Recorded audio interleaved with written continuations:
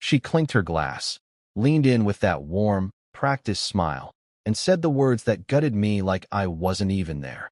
"This is my dear friend, Jack. Just a friend. Just a friend." I heard it over the din of laughter and clinking forks, louder than the DJ's set list and the clatter of waitstaff weaving between white tablecloths. My ribs clenched around my lungs. We were at her cousin's wedding, grand, overdone, one of those events where even the champagne had its own hashtag. And I was just a friend. Funny thing is, my first thought wasn't rage. It was confusion. That stupid, spiraling kind of confusion where your brain scrambles to make excuses on someone else's behalf. Maybe she misspoke. Maybe she was trying to keep things low-key. Maybe this wasn't the moment. But then I saw her face. That slight nervous chuckle, the sidelong glance she gave her mother before taking another sip. I wasn't part of some miscommunication. I was a deliberate omission. And I introduced her as my ex loud enough for the people at our table to hear. Loud enough that the woman next to her mother dropped her fork. The entire energy around us shifted like a train slamming on brakes. Music kept playing, conversations went on, but our table? It went stone cold. Except her mother. God help me, her mother smiled. Not a smirk, not surprise, but a small, satisfied smile like she'd been waiting for something to crack. I still don't know what that smile meant, but I remember it clearer than the taste of the wine I spilled on my sleeve, trying to look unbothered. Let me back up a little. This wasn't the first wedding we'd been to together. Mia and I had been something for almost 3 years. A little on again, off again, but always drawn back like tied to shore. We started as colleagues, her in marketing, me in product design, and for the first 6 months, I thought she was out of my league. Hell, I felt out of my league. She was magnetic, smart, stylish, always seeming like she was moving a little faster than the world around her. And when we finally became something real, it felt like catching a comet with my bare hands. Blinding, unreal, fast. But over time, the burn set in. There were signs, I see that now.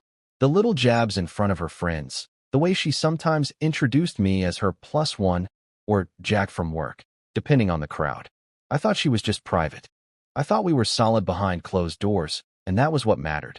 But at this wedding, standing under strings of fairy lights and thick air full of perfume and family politics, I realized something that made my stomach churn. She didn't just fail to see me as a partner. She chose not to. I caught her later, just as she was excusing herself to the bar, and asked, low and calm, "Friend, huh?" Her jaw tensed. She didn't look at me. "Jack, please don't start." "I'm not starting anything," I said, trying to hold my voice steady. "Just matching your energy."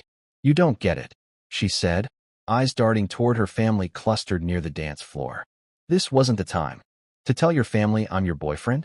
Or to admit we're anything more than two people who sometimes end up in the same bed." That landed harder than I meant it to, and for a second, I regretted the bitterness. But only for a second. Her silence said more than any retort could. The bride, her cousin Lacey, had asked us to do a toast together earlier that week. Said we were the couple everyone rooted for. Like we were some rom-com subplot. Now I understood why Mia kept dodging it. She wasn't afraid of speaking in front of people. She was afraid of saying something she couldn't take back. When we sat back at the table, her posture had shifted. Arms crossed, eyes avoiding mine. I didn't try to make conversation. What was there left to say?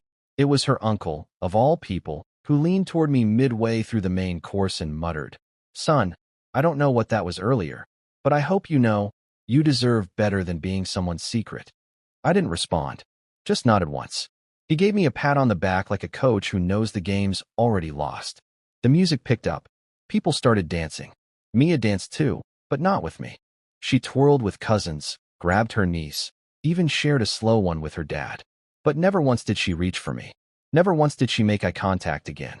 I watched the swirl of her dress. Watched the way she moved so easily through rooms that I always felt clumsy in. Maybe that was the truth of it. She was never really mine to lose. I was just convenient. Good in quiet rooms. Dependable. Not embarrassing.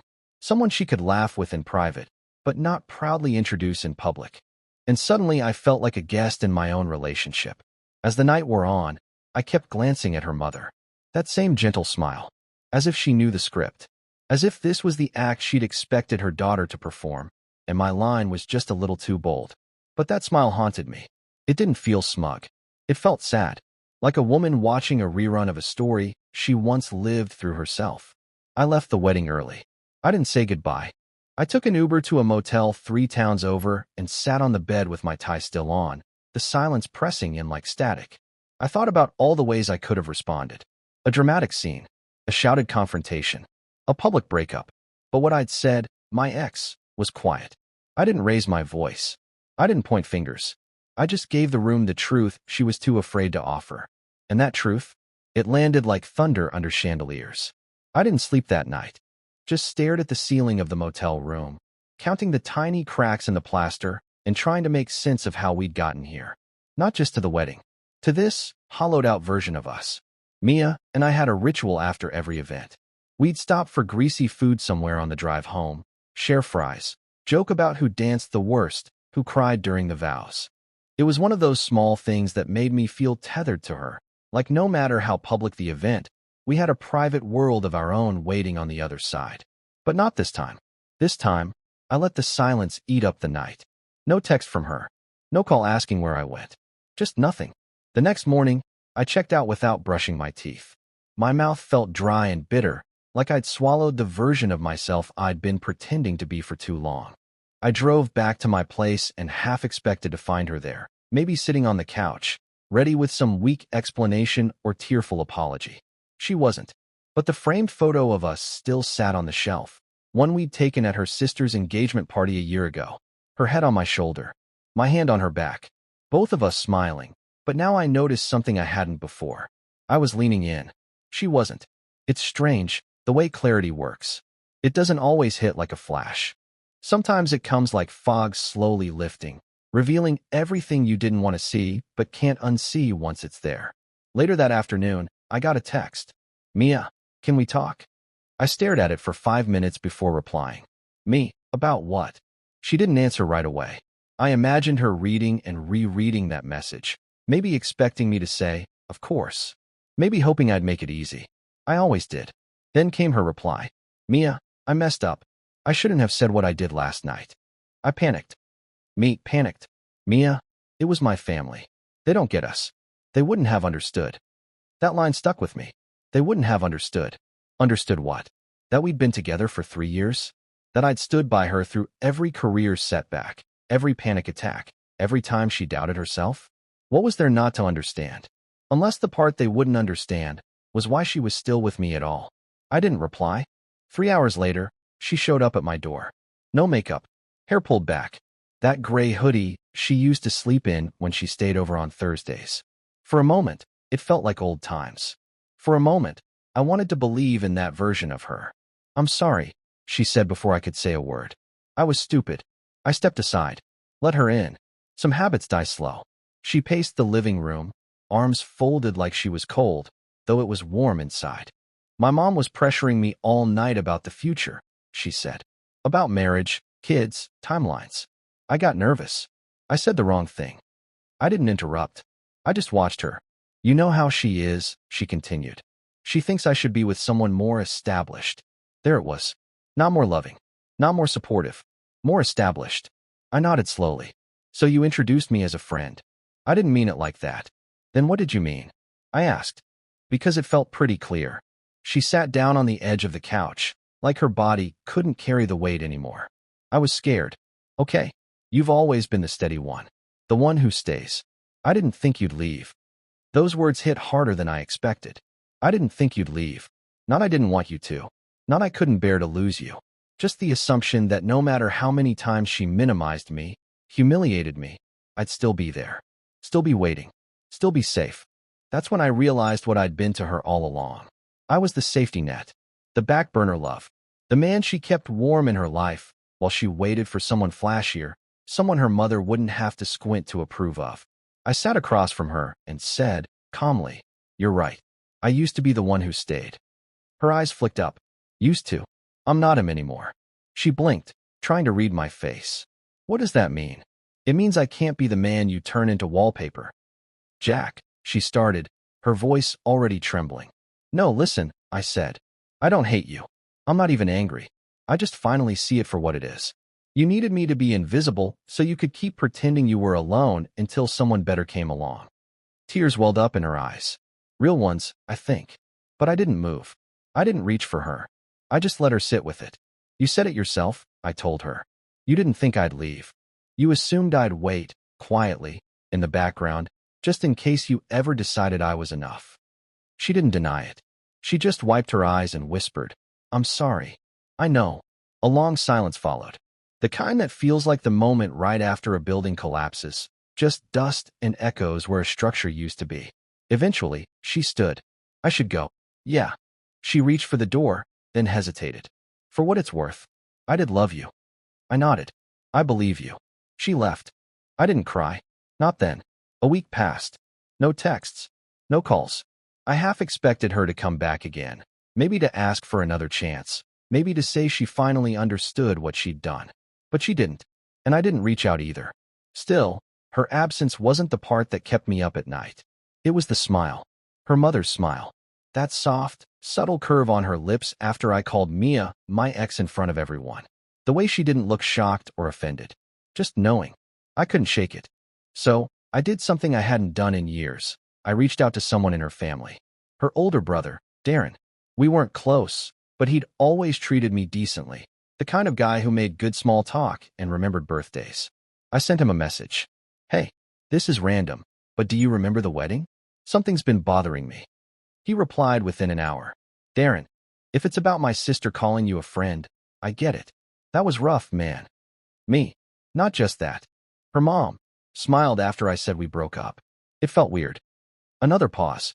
Then, Darren, you didn't hear this from me. That line always means you're about to hear something that'll change everything. He called me. We spoke for 45 minutes. I won't repeat every detail, but here's the shape of it. Mia's mother had seen this pattern before. Lived it. Her husband, Mia's father, wasn't her first choice. He was her safe option. The dependable man she married after the one she loved left. For years, she wore that sacrifice like armor. Never said it out loud, but let it poison everything she touched. She looked at Mia and saw the same path forming. I think, Darren said carefully, that smile wasn't approval. It was regret. That hit me harder than I expected. It wasn't just that I wasn't enough for Mia.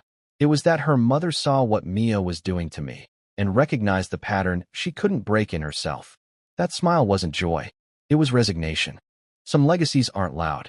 They're passed down in silence, in withheld affection, in the way a woman teaches her daughter to fear vulnerability and chase image over connection. That realization didn't give me peace, not right away, but it gave me perspective. 3 days later, I ran into Mia. We were both walking different sides of the same park trail. One of those strange coincidences life seems to throw in for irony's sake. She saw me. I saw her. For a second, neither of us moved. She was with someone. Tall guy. Polished. Confident looking. I could see the way she angled her body toward him, the easy way she laughed at something he said. And I wondered, is that the version she thinks her family will finally accept? She didn't introduce me this time. We passed each other, and she didn't even glance my way. But I caught it. A flicker in her eyes. Recognition. Not guilt. Not apology. Grief. The kind that comes not from losing someone, but from realizing you may never find someone who loves you that quietly, that fully, again. And here's the thing, I didn't feel proud. I didn't feel victorious. I just felt free. Love doesn't end with grand speeches. It ends in those quiet, decisive moments when you stop hoping someone will choose you. When you stop accepting half-hearted affection disguised as hesitation. When you let go, not in anger, but in clarity. She once called me safe. And for a long time, I thought that was an insult. But now, I know better. I wasn't her safety net. I was the soft place she landed while she waited for someone flashier to arrive. And when he did, real or imagined, she introduced me as just a friend, not realizing I was already halfway out the door. People ask if I'd ever take her back. No, not because I don't care, but because I finally care about myself more. You don't return to the fire after you've learned how to breathe again. And sometimes, closure isn't a conversation. Sometimes, it's a quiet walk past someone who once held your heart, and realizing it's beating stronger now that they're no longer holding it. That was the last time I saw her. But I'll always remember that night at the wedding. The lights, the toast, the silence after my words landed, and her mother's smile. Not because it made sense then, but because now, I understand exactly what it meant.